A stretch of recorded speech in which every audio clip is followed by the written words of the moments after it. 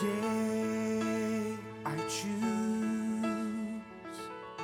to follow you. Good morning. It's Thursday, the 23rd of March, and I've got a nice espresso here this morning.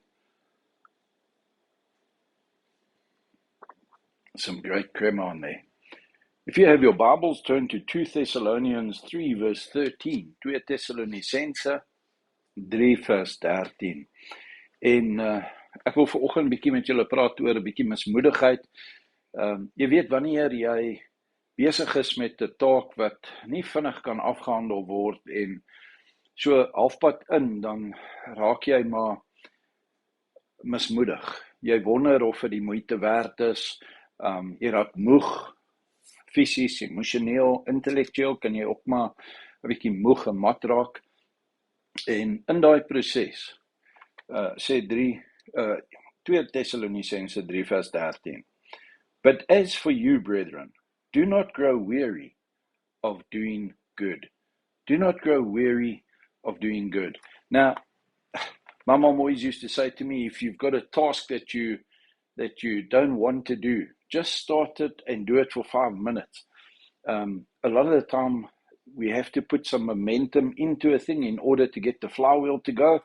And once you've been doing something for 5 minutes, you can generally carry on for a while. But halfway through, as I say, you kind of lose momentum and you lose traction and you start wondering whether this is all really worth the effort. Nehemiah had a similar problem as he rebuilt the walls around Jerusalem. And he gave some great advice. I think it was in chapter 4, there in the middle of the chapter somewhere, when the people had become disheartened, the attacks from outside, there was a lot of innuendo and suggestion from the enemy saying that the walls that they're building, even if a fox jumped on it, it would fall over, and all kinds of things like that. The people were losing heart. And Nehemiah gives them 2 great pieces of advice. He says, remember the Lord your God who fights for you. Remember the Lord your God. And then, remember what you're fighting for. Remember what you're building these walls for, your brothers and your sisters, your sons and your daughters. And all he's basically saying to them is, just step back from this which is making you discouraged and just remember why. Remember the bigger picture. Remember that the Lord fights for you. Remember that the Lord has been there for you. If I think of David, when the Goliath, I said it a couple of weeks ago, when Goliath faced him or faced the army of Israel, he just carried on living his life because God had been there for the bear, God had been there for the lion, God will be there for the giant. God's been there with you in the past, God's been there with you in times of trouble, He'll be with you today. And Nehemiah says to them, just keep building the wall, just keep persevering, keep on keeping on.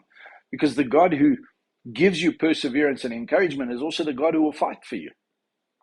He will equip you and He will strengthen you and He will be on your side, and you plus God is always a majority.